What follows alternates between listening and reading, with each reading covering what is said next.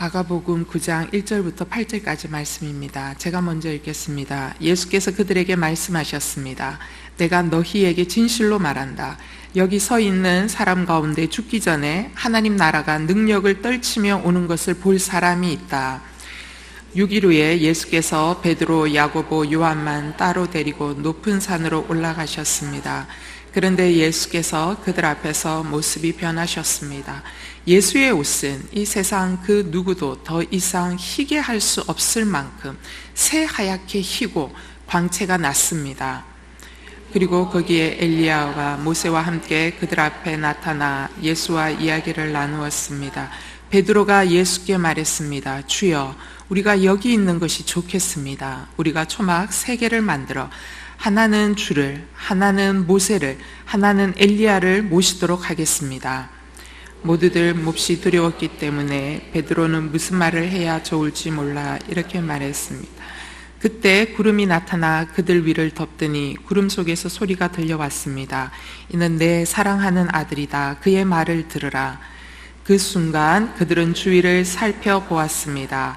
그러나 그때는 이미 아무도 보이지 않고 오직 예수만 그들과 함께 계셨습니다. 아멘. 네. 8월달 생일이신 분 계신가요? 제가 뭘 잊어먹은 것 같은데, 네. 8월달 생일이신 분 계신가요? 8월달 생일이신 분 자리에서 한번 일어나 주시겠습니까? 생일 저희 선물 준비했거든요. 네. 8월달 생일이신 분이요. 아, 네. 8월달 생일이신 분, 우리 축하합시다. 생일 축하합니다. 생일 축하합니다. 사랑하는 자매님 생일 축하합니다. 영어로 Happy birthday to you. Happy birthday to you. Happy birthday to you. 자매님 Happy birthday to you. 축복합니다. 네. 아, 네. 생일 축하. 네, 지나갈 뻔했네요. 네. 이제 말씀 나누겠습니다. 8월은 예수님의 기적 사건에 대해서 좀 나누고 싶습니다. 그 이전에 예수님의 비유 사건을 다루었다면 8월 동안은 예수님의 기적 사건을 보면서 예수님이 그 일을 행하신 이유와 의도 이런 것들이 무엇인지를 좀 찾아가고 싶습니다. 그래서 오늘 첫 번째 변화산의 이야기들을 여러분과 함께 나누고 싶습니다. 여러분, 변화산에 일어났던 이 변화산상의 이 사건은 그 예수님의 공생의 가운데 예수님은 하나님이시잖아요. 또 그러시면서 예수님은 철저하게 인간이시잖아요.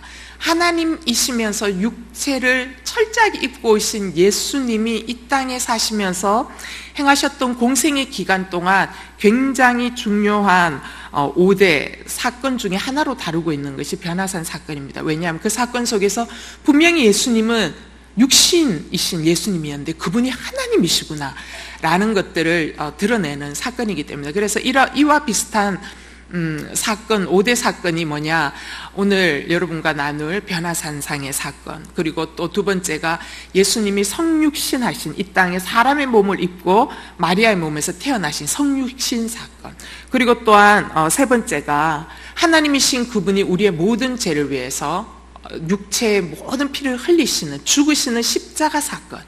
근데 그분이 육신으로만 계신 분이 아니라 하나님이신 것을 드러내신 부활의 사건, 그리고 영원한 살아계신 하나님으로 승천하시는 사건, 이 사건을 신약성경 예수님의 공생의 가운데 굉장히 중요한, 하나님이시면서도 육신을 가진 예수 그리스도가 하신 굉장히 중요한 5대 사건으로 신학적으로 다루고 있는 사건입니다. 그 중에 한 가지가 오늘 여러분과 나누게 되는 변화산 변형 사건입니다. 저는 오늘 이 변화산상의 사건을 통해서 뭐를 여러분과 나누고 싶냐면, 왜 예수님께서 변화산에서 그렇게 이렇게 막 하나님처럼 막 놀랍게 변형되신 모습을 왜 굳이 이 제자들에게 보여주셔야만 하셨는가?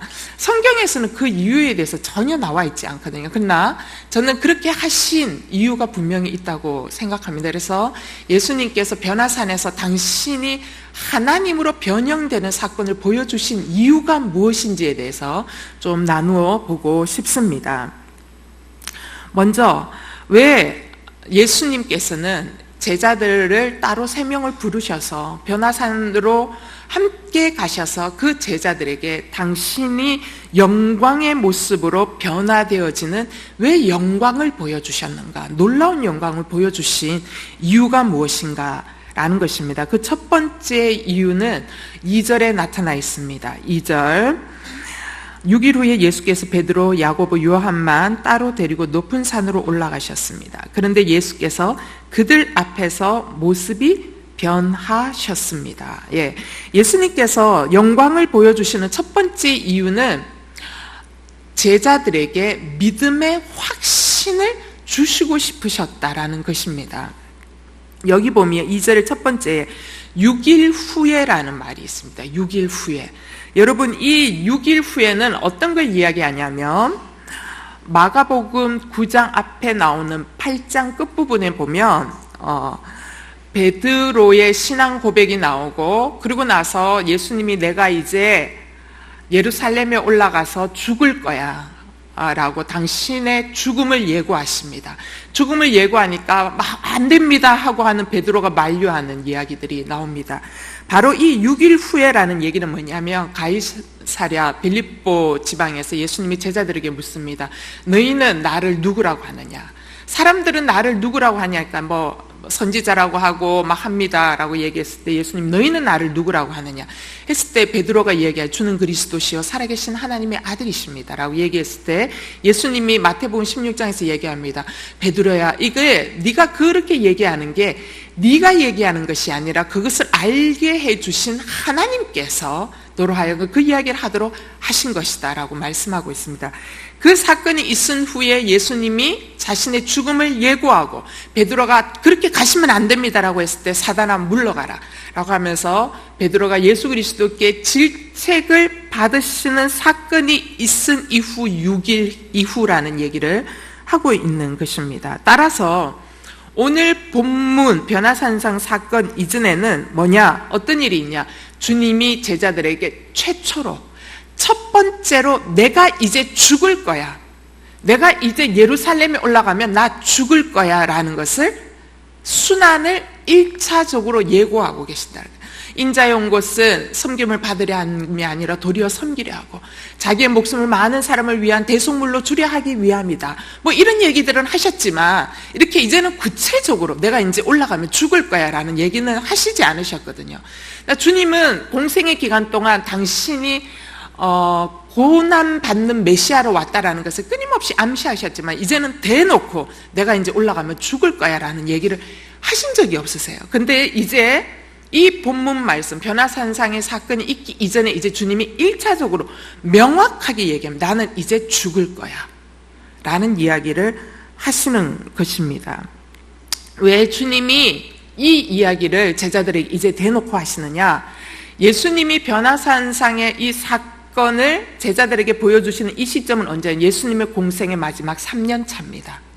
3년 차에서 중반기에서 이제 하반기를 향해서 달려가고 있는 이 시점이었습니다. 이제 예수님은 곧 초막절에 올라가셨다가 6월절 어린 양으로 십자가에서 돌아가시게 됩니다. 그래서 초막절을 앞두고 있는 이 시점에 제자들에게 당신의 1차 순환 예고를 하는 거예요. 이제 예수님은 아십니다.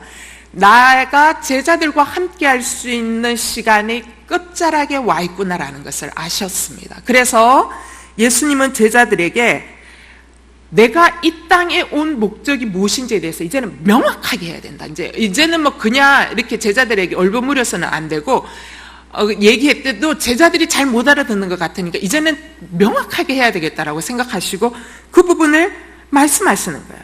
그러면서 내가 이 땅에 온 목적을 이제는 정확하게 얘기하는 거예요.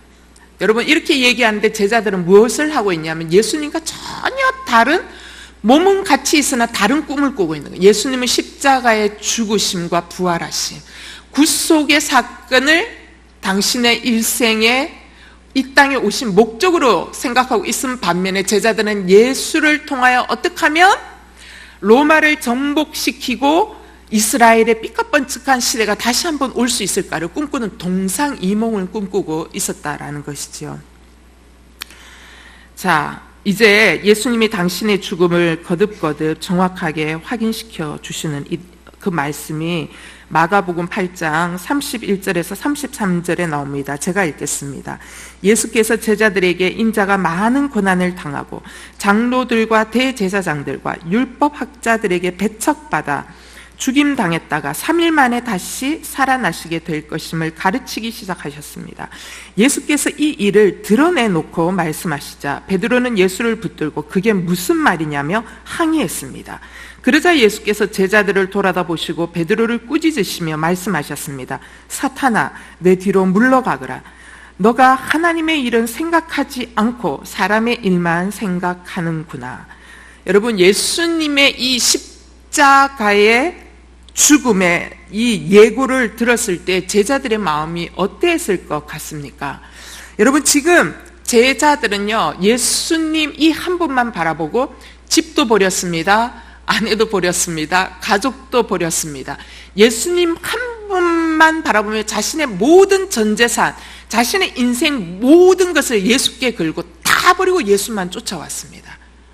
그렇게 3년을 따라다닌 거예요. 여러분, 미친 듯이 따라다닌 거예요. 미친 듯이 따라다녔는데 이제 주님이 뭐라고 얘기하냐면 나 죽을 거거든. 그리고 죽고 이제 나 부활할 거야. 여러분, 따라다닌 그 사람이 죽으면 자기들은 도대체 뭐가 되냐라는 것이죠. 여러분, 사람이 투자할 때는 다 뭐 계산하고 투자하지 않습니까? 그죠? 다 유익이 있어야 투자하는데 3년을 따라다닌 이 시점에 나 죽을 거야 라고 얘기하는 굉장히 황당한 시츄에이션이 생긴 거예요. 이때 이 이야기를 들은 제자들은 굉장히 혼란스러운 멘붕 상태에 빠졌을 겁니다. 그러면서 베드로가 그래서 얘기하는 거, 그러면 안 된다라고, 이게 상도덕에 어긋나는 거라고, 그러면 안 된다라고 주님을 만류하는 거예요. 여러분, 이 제자들 마음 가운데 예수님의 이 얘기를 들었을 때 혼란이 있는 거예요. 어떤 혼란이 있느냐? 예수님이 우리 메시아 아니었어? 그 구약의 시대부터 우리가 꿈꿔왔던 다윗 왕국을 꿈꾸는 그 메시아 아니었던 거야? 그러면 우리가 그동안 이 사람을 따랐던 거는 우리가 그동안 헛고생했던 거야? 라는 이러한 혼란이 있는 거야. 그리고 예수님이 하시는 말씀이 이게 도대체 무슨 말이야? 예수님이 보통 비유를 하실 때 때로는 긴 것도 같고 아닌 것도 같은 말씀을 하도 하시니까 제자들이 어쩌면 이번에 이 이야기도 예수님이 죽는다는 게 아니라 뭔가 죽음과 비스무리한 사건이 일어나는 어떤 비유를 이야기하는 것은 아닐까라는 막 굉장한 혼란이 제자들 마음 가운데 있는 거예요. 예수님은 자신의 이 1차 순환 예고를 통해서 제자들 마음 가운데 일렁이는 이 대혼란을 보셨습니다. 그리고 제자들 안에 있는 이 두려움을 아셨던 거죠. 그래서 예수님께서 의도적으로 하신 사건이 뭐냐? 변화산상의 사건이라는 것입니다. 그래서 예수님께서 의도적으로 3명의 제자를 데리고 변화산으로 올라가십니다. 이유는 딱 한 가지입니다. 당신의 영광을 보여주시기 위해서 변화산상으로 올라가십니다. 2절에 보면 예수님께서 그들 앞에서 모습이 변하였다라고 이야기합니다. 여러분, 그들 앞에서 모습이 변하였다라는 이 말씀은 뭐냐? 예수님의 변화산상의 사건이 누구를 위한 배려였다라는 것을 뜻하냐면 바로 제자들을 위한 배려였음을 시사하는 구절이 바로 이 말씀입니다. 여러분, 예수님은 왜 제자들 앞에서 하나님처럼 변하시는 모습을 보여주셨을까? 이전에도 없었고 이후에도 없었습니다. 여러분, 그전에는 예수님이 기적을 베푸셨습니다. 바람과 파도를 꾸짖으셨습니다. 그랬더니 잔잔해졌습니다. 이런 일들은 있었습니다. 그러나 예수님의 온몸을 통과하는 빛이신, 빛 그 자체이신 예수님. 그래서 빨래하는 사람이 그렇게 희귀할 수 없는 온몸을 통과하는 빛 그 자체이신 하나님. 두려웠다 그러지 않습니까? 여러분, 우리가 하나님 앞에 서면 너무 두려울 겁니다. 그 신적인 현현 앞에서 두려워하지 않을 인간은 아무도 없어요. 깜짝 놀라는 거예요. 이러한 모습은 한 번도 보여주신 적이 없는 거예요. 근데 그것을 의도적으로 보여주고 계신다라는 것입니다. 왜? 제자들에게 당신이 바로 그 메시아다라는 거예요. 내가 바로 그 하나님이다라는 거예요. 내가 바로 하나님의 아들, 바로 그 메시아다라는 것을 드러내 주시는 전무후무한 사건이었습니다. 왜 이거를 보여주셨느냐?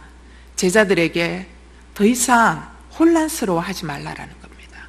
내가 이제 십자가에 달려 죽을 건데 그건 내가 힘이 없어 죽는 것이 아니라 나는 하나님이고 그 하나님이 너희를 너무나도 사랑하셔서 이 땅에서 어린 양의 모습으로 대속자의 모습으로 죽는다라는 것을 보여주는 예수 그리스도의 죽으심이 뜻하는 뜻이 무엇이고 그 이후에 내가 다시 부활하여 살아날 것인데 그 부활한다라는 사건이 무엇인지 니네들이 앞으로 그것을 당할 때 어떻게 바라보고 어떻게 해석하고 어떻게 믿어야 할 것인지에 대한 것을 가르치시고 돕기 위해서 이 일을 보여주시는 거였다라는 것입니다. 하나님이 왜 우리에게 영광을 보여주시는가? 하나님이 왜 제자들에게 영광을 보여주시는가? 요한복음 2장 11절 예수께서 이 첫 번째 표적을 갈릴리 가나에서 행해 자기의 영광을 드러내셨습니다. 그러자 예수의 제자들이 그를 믿었습니다. 여러분, 하나님이 우리에게 당신의 영광을 보여주시는 때가 있습니다. 하나님이 우리에게 당신의 강력한 임재를 부으시는 때가 있습니다.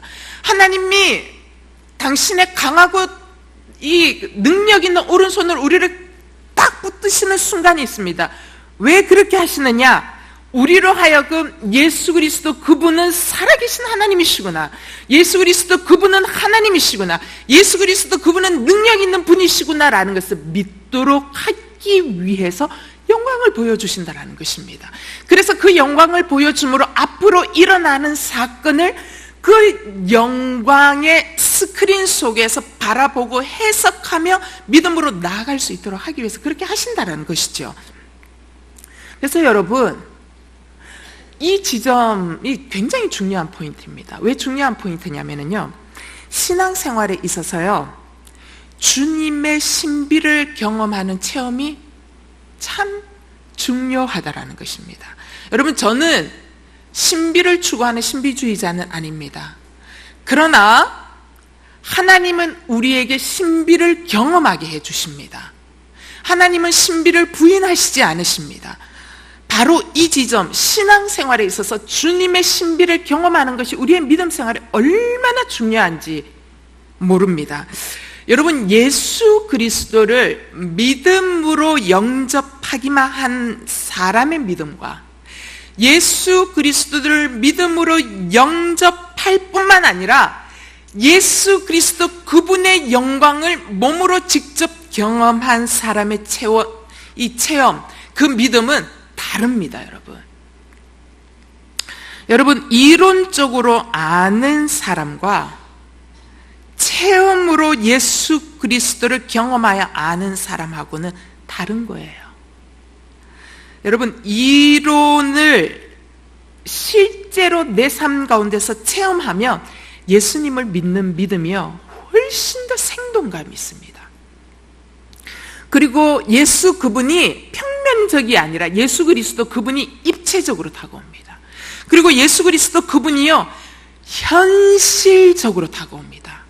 여러분, 예수 그리스도 그분은 추상의 개념이 아니라는 것을 예수 그리스도 그분의 강력한 임재 속에서 그분의 영광을 경험하면 그분이 리얼이구나, 예수 그리스도 그분은 현실감 있게 생생하게 살아계시는 분이시구나라는 것을 우리 마음 가운데 경험하게 된다는 것입니다. 그런 의미에서 주님의 영광을 경험하는 신비로운 체험을 주님이 우리에게 허락해 주시는 것입니다. 여러분, 제가 모태신앙이잖아요. 그래서 엄마 뱃속부터 엄마 기도 소리, 엄마 성경 이야기 들으면서 자랐는데, 제가 어릴 때부터 성경 이야기 들으면서 자랐는데, 근데 이제 사춘기 되고 이제 머리가 커지잖아요. 머리가 커지고 어렸을 땐 엄마가 그렇게 얘기하면 그렇구나라고만 생각했는데 머리가 커지니까 이성과 신앙이 충돌하는 거 있잖아요. 그러니까 충돌하고 또 그 이성과 신앙이 충돌하는데 인생의 고난이 닥치니까 이게 뭐가 안 맞는 거예요, 도대체. 이게 하나님의 개념인 이게 안 맞는 거예요. 머리로만 듣던 그 하나님이 도무지가 이제 믿어지지가 않는 거예요.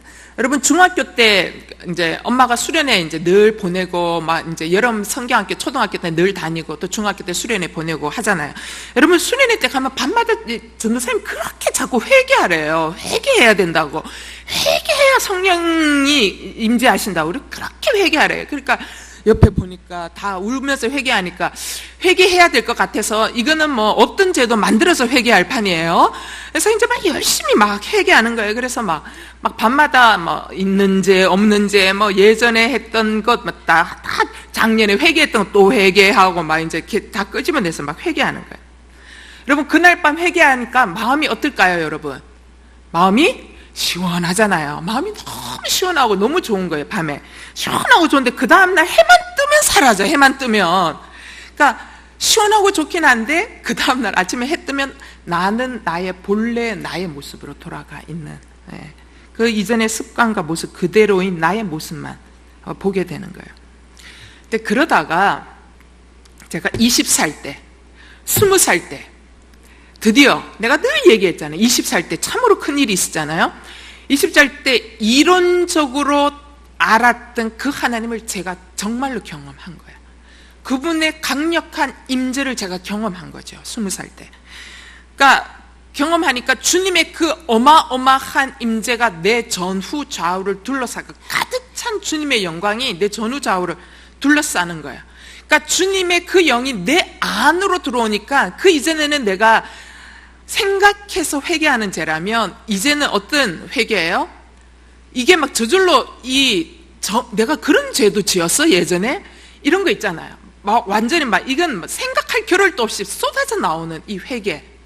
이 회개, 나의 육신의 회개뿐만 아니라 나의 영의 회개.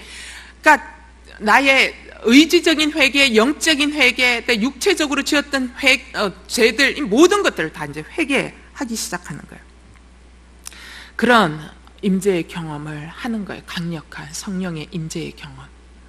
그러고 나서 여러분, 제 몸이 깃털처럼 가벼워지는 거죠. 제 마음이 깃털처럼 가벼워지는데 아침에 동토는 태양을 바라보는데 앙상한 가지 위에, 여러분 앙상한 나무가지 1월달 나무가지 앙상하게 있는데 그 앙상한 연약한 나무가지가 막 생명력이 넘치면서 내게 말을 걸어오는 게 막 느껴지고, 여러분 한겨울에 땅이 얼마나 얼어붙어 있습니까? 그죠?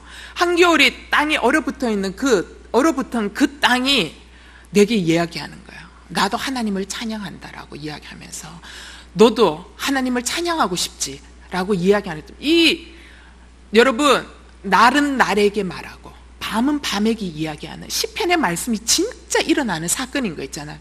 여러분, 산천초목이 생명력 있게 하나님을 찬양하고 있고, 산천초목이 생명이 하나님의 형상으로 지음받은 나에게 말을 걸어오는 거 있잖아요. 에덴 동산의 능력이 회복되는 거 있잖아요. 성령 그분이 임하시며 자연계와 인간이 회복되는 거 있잖아요. 말을 걸어오고 내 마음의 말을 이야기해 줄 수 있는 이 언어가 상관이 없는 서로의 언어가, 이러한 놀라운 화합이 일어나는, 여러분 주님의 영광을 경험한 그날, 여러분 그것을 경험하고 나면 어땠습니까? 여러분 부인할 수 없는 믿음의 흔적이 내 안에 새겨지는 거예요. 내 안에 새겨지면서 그때 드디어 나오는 게 뭐예요? 예수 그리스도 그분이 진짜 하나님이시구나. 예수 그리스도 그분은 진짜 살아계시는 분이시구나. 예수 그리스도 그분은 나의 모든 죄를 깨끗게 하시는 분이시구나. 예수 그리스도 그분을 통해서 나는 진짜 하나님의 자녀가 되었구나. 하나님은 철저하게 살아계시는 분이시구나 라는 걸 누가 가르쳐줘서가 아니라 나의 온몸의 DNA가 다 솟구쳐서 이야기하고 있고, 그게 그냥 받아들여지고 그게 그냥 믿어진다라는, 여러분 이 바꿀 수 없는 주님을 경험한 이 흔적이 저를 30년 동안 좀 몰고 오는 거예요. 동일하게 지금까지 내 안에 존재하고 있는 거예요. 여러분 바로 이것이 예수님께서 우리에게 영광을 보여주시는 굉장히 중요한 이유라는 것입니다. 하나님이 우리에게 왜 영광을 보여주시는가? 하나님이 왜 제자들에게 당신이 하나님으로 변화되어지는 이 놀라운 전무후무한 영광을 보여주시느냐? 예수 그리스도 그분은 진정한 하나님이시고 예수 그리스도 그분만이 유일한 메시아이신 것을 확신시켜 주시기 위함이라는 것입니다. 이때 예수님과 함께 변화산에 올라갔던 제자들, 그 제자들은 후에 자신들이 이때 보았던 예수님의 영광을 이렇게 표현하고 있습니다. 그 예수님의 영광이 예수님의 사람의 몸을 입고 오기 이전에, 이 땅에 오시기 이전에 가지셨던 신적 영광인 것을 고백하거든요. 그때 올라갔던 제자 중 한 사람 요한이 이렇게 고백합니다. 요한복음 1장 14절에 그 말씀이 육신이 돼 우리 가운데 계셨기에 우리는 그분의 영광을 보았습니다. 그것은 은혜와 진리가 충만한 아버지의 독생자의 영광이었습니다. 여러분, 요한이 변화산상의 예수 그리스도의 은혜와 진리가 충만한 아버지 독생자의 영광을 보았어요.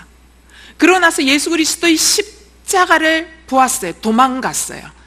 부활을 경험했어요. 헷갈렸어요. 그러나 나중에 이것이 성령의 임재를 경험하면서 그 안에 하나님의 영광이 가득 차기 시작했을 때 그것이 해석되어지는 거예요.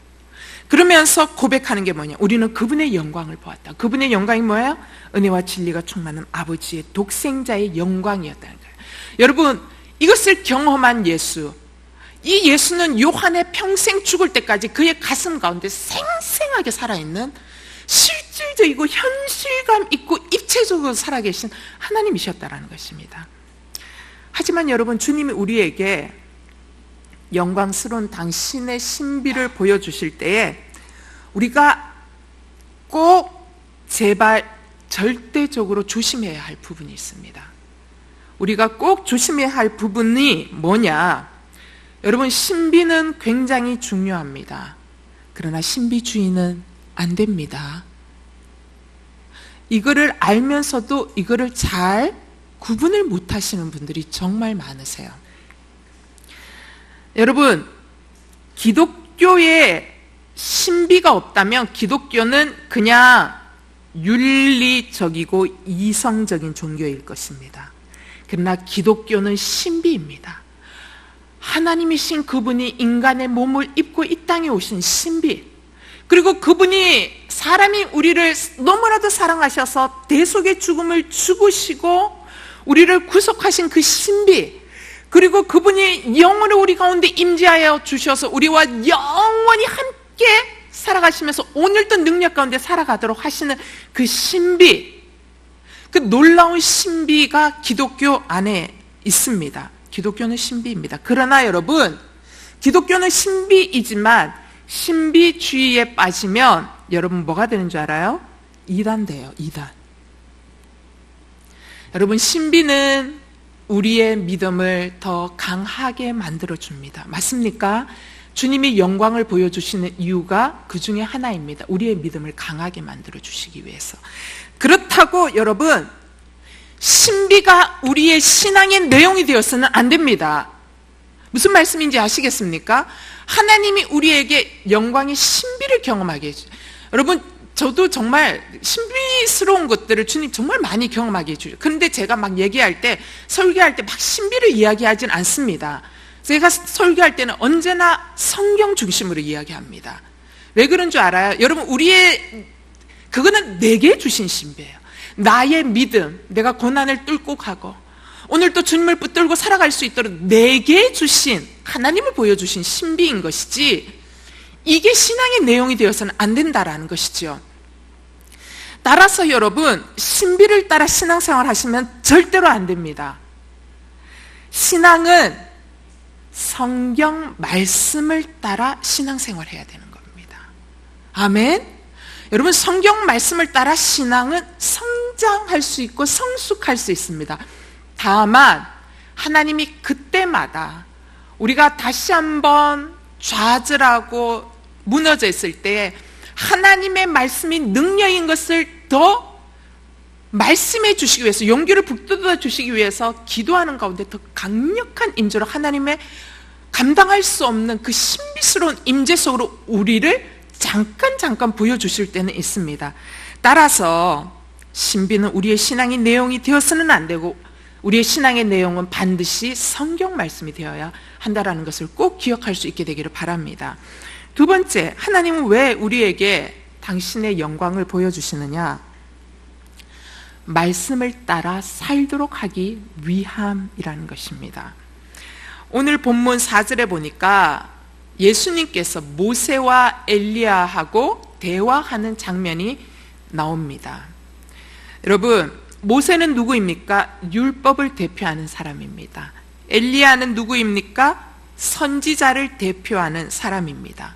예수님이 모세와 엘리야와 대화하는 장면이 나오는 이것은 뭐냐? 바로 예수님께서 구약의 율법과 그 다음에 예언자들의 대표격인 엘리야를 등장시킴으로써 예언을 완성하고 성취시켜 주시는 분임을 보여주시기 위함입니다. 여러분, 왜 모세가 나타나고 왜 엘리야가 나타나느냐? 율법의 마침이고 예언의 성취인 것을 보여주시기 위함이라는 것이지요. 여러분, 모세와 엘리야의 등장은 예수 그분이 어떤 분이신지를 말씀해 주고 싶어서 등장한 것이라는 것입니다. 베드로가 그런데 이거를 모르고 이들을 위해서 초막을 짓겠다는, 엘리야를 위해서 짓고도 싶고 모세를 위해서도 짓고도 싶고, 그러면 예수님이 서운할 것 같으니까 예수님을 위해서도 짓고도 싶고 이런 거 하는 거예요.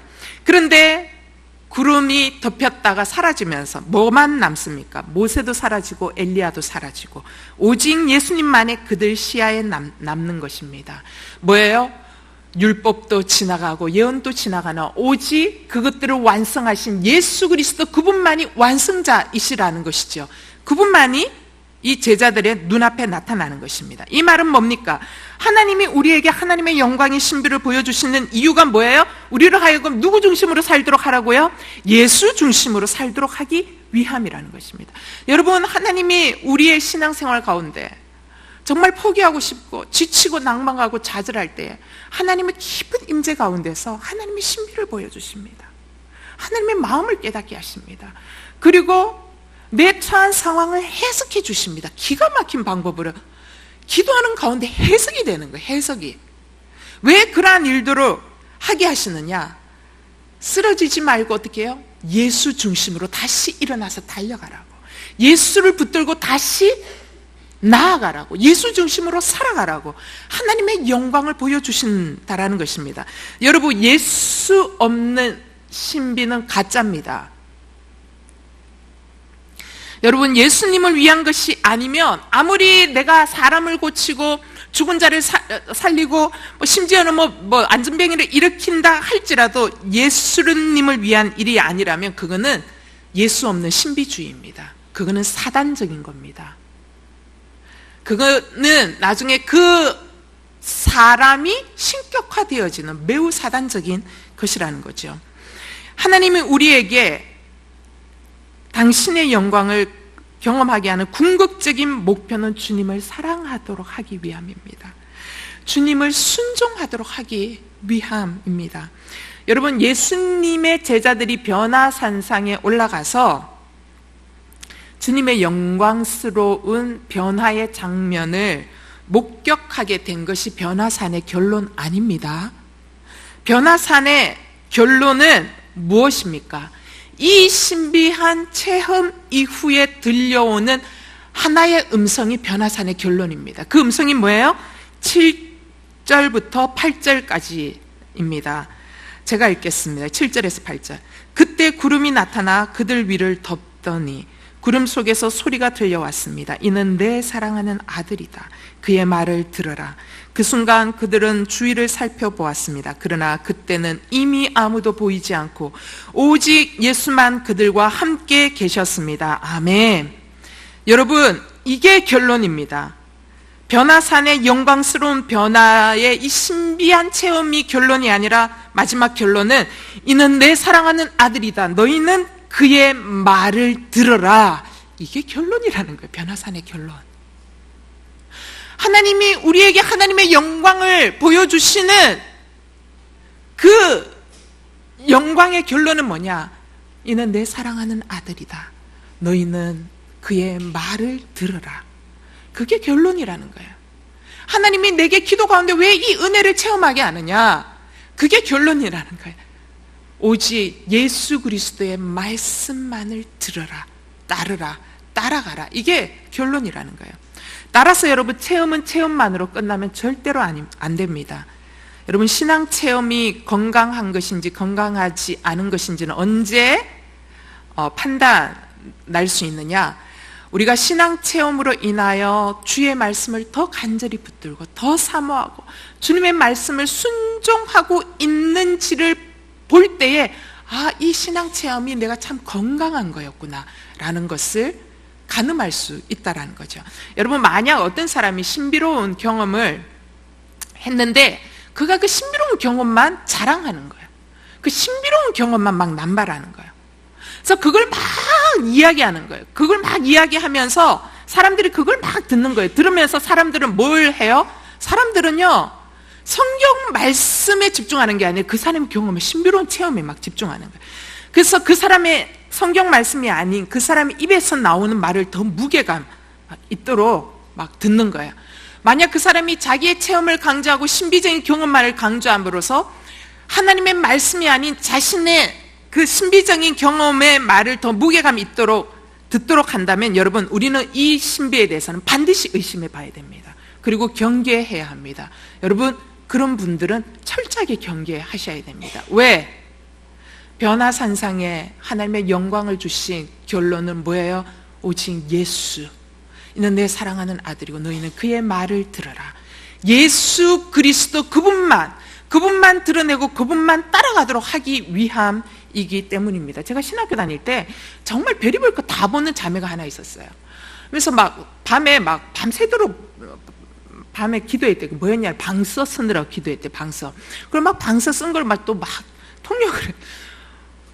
그럼 맨날 그것만 하고 있어요. 맨날. 그래서 막 사람들 막 신학생인데도 막 신학생들이 막 그게 따라다니면서 막 헷갈려하고 막 그러는 거 있잖아요. 여러분, 건강한 거 아닙니다. 진짜입니다. 하나님이 우리에게 왜 영광의 경험을 주시는가? 이 영광의 경험을 통해 예수 그리스도를 붙들고 예수의 말씀을 붙들고 살도록 주신 은혜임을 기억하십시오.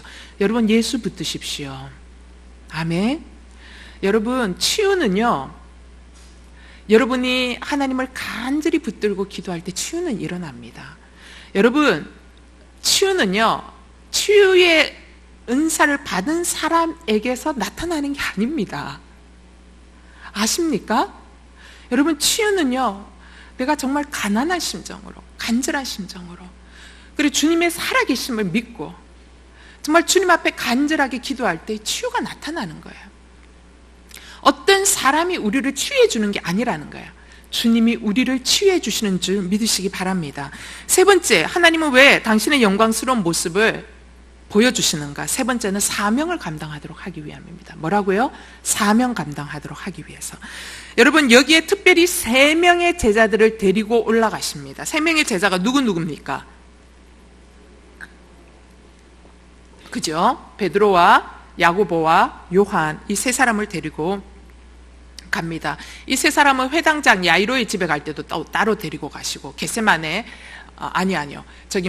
변화산상에 갈 때도 이 3명을 따로 데리고 가시고, 주님이 하여튼 이 3사람을 특별히 따로 데리고 가세요. 근데 특별히 이 장면 속에서 당신이 메시아인 것을, 하나님인 것을 보여주시는 이 장면 속에서 특별히 이 3사람을 데리고 가십니다. 왜 이 3사람을 데리고 가셨을까? 왜냐하면 앞으로 이들 앞에 굉장한 중대한 사명이 맡겨지게 되기 때문이라는 것이죠.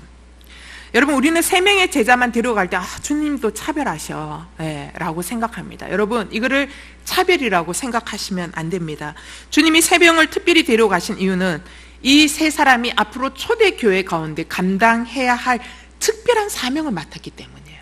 자, 보세요. 베드로는요, 모든 제자들의 대표로서 예수님의 부활 성천 이후에 초대교, 예루살렘 초대교회를 이끌어 가야 하는 굉장히 중차대한, 내가 너의 이 고백 위에 내 교회를 세우리니, 베드로의 이 믿음의 고백 위에 하나님의 교회가 세워집니다. 예수 그리스도의 선교의 비전의 꿈, 이제는 교회를 통하여 하나님이 일하실 거거든요. 그 교회를 세우는 첫 번째 사명이 베드로에게 주어집니다.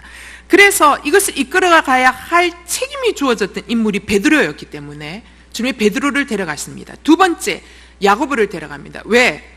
야고보는 12명의 제자 가운데 첫 번째로 순교하는 제자입니다. 그래서 첫 번째로 순교하는 사명이 주어지기 때문에 이 야고보를 데려갑니다. 자신의 그 사명을 감당할 수 있도록 하기 위해서. 마지막 3번째는 야고보의 형제 요한을 데려갑니다. 왜 데려가느냐? 요한은요, 사도들 가운데 끝까지 마지막까지 살아남게 됩니다. 마지막까지 살아남아서 예수님의 계시의 말씀을 기록합니다. 예수님의 계시의 말씀을 기록하고, 그 다음에 굉장히 초대교회의 초기 이 기독교회사에 이 핍박이 극심하게 올 때에 그 교회들에게 핍박을 견딜 수 있도록 아주 든든한 말씀의 지원자 역할을 합니다. 그러면서 또 초대교회, 예루살렘 교회를 중심으로 급격하게 사도 바울의 전도를 통하여 또 12제자들의 여러 가지 많은 일들을 통하여 초대교회가 급격하게 뻗어져 나가면서 아시아의 교회, 유럽의 교회로 계속 뻗어나갑니다. 이 초대교회에 뻗어나간 초기 기독교 교회를 끝까지 돌봐야 하는 책임이 요한에게 주어집니다. 그래서 요한은 나중에 이 책임을 끝까지 다합니다. 이러한 돌봐야 하는 사명이 요한에게 주어졌기 때문에 주님이 이 3사람을 특별히 선택하여 데리고 올라가셨다는 것입니다. 여러분, 이 중요한 사명을 이제 주님께서 이들에게 맡기실 것이기 때문에 주님은 변화산에 올라가서 주님의 이 변화하시는 영광스러운 모습을 바로 이들에게 보여줌으로써 앞으로 감당해야 할 사명을 감당할 수 있도록 그들의 마음을 다져주고 싶고, 그 다음에 주님의 영광을 통하여 사명을 감당할 수 있는 능력과 위로를 베풀어 주시기 원하셨다라는 것입니다. 로마서 8장 18절에 이렇게 기록하고 있습니다. 생각하건대 현재의 고난은 장차 우리에게 나타날 영광과 좋게 비교할 수 없도다. 여러분, 현재의 고난을 견딜 수 있는 사람은, 누가 고난을 견딜 수 있는 줄 알아요? 하나님의 영광을 본 사람은 고난을 견딜 수 있어요. 그래서 여러분, 우리의 인생 가운데 심한 고난이 있을 때예요, 주님의 감당할 수 없는 임재의 깊이도 굉장히 깊다는 거 아십니까? 왜 그런 감당할 수 없는 임재의 깊이를 깊이 경험하게 해주시는 줄 아세요? 고난을 지나갈 수 있도록 해주시기 위한 거예요. 왜? 영광을 본 자만이 고난을 능히 다룰 수 있는 능력이 있기 때문입니다. 현재의 고난은 장차 우리에게 나타날 영광과 좋게 비교할 수 없다라는 것을 현재의 주님의 깊은 임재 속에서 주님의 그 위로와 영광을 경험한 자만이, 그것을 맛본 자만이 이 고난은 지나가고 이 고난 이후에 올 영광을 바라볼 수 있기 때문이라는 것이죠. 여러분, 이와 같은 일들, 이러한 일들이요, 선교지에서는 굉장히 많습니다. 선교지에서는요, 하나님의 이 영광을 보여주는 일들이 굉장히 많거든요. 왜 하나님께서는 이 영광을 보여주는 일들을 선교지에서는 많이 하느냐? 선교지에서 그 선교적 사명을 감당하도록 하기 위해서 하나님의 영광의 임재를 더 강력하게 허락하여 주신다라는 것입니다. 여러분, 제가 보면 온누리교회에서 목회하시다가 또 이제 선교지에 또 이제 담당 목사님으로 이렇게 또들 가시고, 또 심지어는 선교지에 또 가시잖아요. 근데 내가 그분이 온누리 교회에서 목회할 때는 뭐 저나 그분이나 그냥 날마다 일상이고 또 내일도 일상이고 뭐 모레도 일상인데 성교지에 가서 보면 그분이 달라요. 그래서 내가 생각해 보면 그게 뭘까? 그게 선교지라서 그런 거예요, 여러분. 선교지. 그러니까 선교지에서 그분이 기도할 때 기적이 일어나는 거예요. 선교지에서 그분이 아픈 자들을 위해서, 정말 암 환자를 위해서 기도할 때 암이 낫는 거예요. 선교지에서 환자를 위해서 기도할 때 환자가 낫는 거예요. 그러니까 선교지에서 그 사람을 위해서 기도했는데 이분은 한국말로 기도했는데 그 한국말이 그 사람에게는 뭐예요? 그 나라 말로 통역이 돼서 들리는 이런 놀라운 기적들이 일어나는 거예요. 왜 그런 줄 아세요, 여러분? 하나님께서 그 사명을 감당하도록 하시기 위해서 그러한 은혜를 부으신다라는 것입니다. 사랑하는 여러분, 하나님이 우리에게 왜 영광을 보여주시는가? 바로 우리에게 주시는 사명을 감당하도록 하기 위함이라는 것입니다. 여러분, 여러분의 가정 가운데 내가 유일하게 하나님의 영광을 본 사람입니까? 나만 하나님의 임재를 경험하고 맛본 사람입니까? 왜 하나님은 똑같이 나눠주지 않고 왜 내게만 그렇게 하시느냐? 사명이 있다는 것입니다. 사명. 여러분, 그 사명 어떤 사명입니까? 내 가정 가운데서 분명히 뭔가 해야 할 사명이 있다는 것이죠. 그래서 여러분, 하나님의 영광을 우리에게 부어주실 때 우리는 물읍시다. 하나님, 제가 감당해야 할 사명이 무엇입니까? 하나님, 또한 제가 이 현장 가운데서 또 뚫고 가야 할 고난은 무엇입니까? 라는 것을 물을 수 있게 되기를 바랍니다. 네, 우리 말씀 붙들고 기도했으면 좋겠습니다. 찬양하지 않고요, 바로 기도하겠습니다. 이 시간에 이렇게 기도했으면 좋겠습니다.